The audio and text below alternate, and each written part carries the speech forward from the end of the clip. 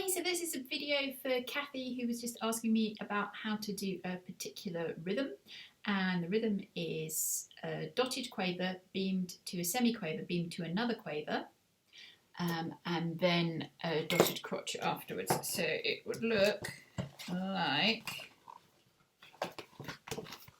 that. That's the one that she's asking me about.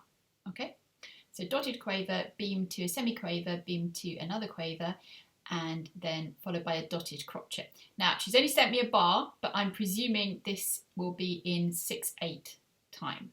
So 6 quavers in a bar. But to work it out mathematically, if we think in semi-quavers for a little bit, and then we are going to count the 12 semi-quavers of the bar and then clap where those notes are going to sound. Okay?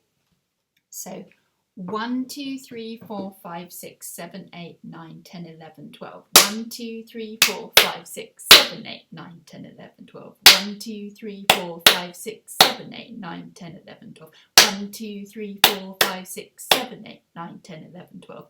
So you can see when we're thinking in semiquavers, we're going to clap or pluck, if we're playing the harp, on the number 1, on the number 4, the number 5, and the number 7. Okay, another way of doing it, so if we don't want to do it mathematically, if we want to do it kind of by ear or using recall words, we could do apple, low, tree, e, e. Apple, low, tree, e, e. Apple, low, tree, e, e. Apple, low, tree, e, e. I hope that helps.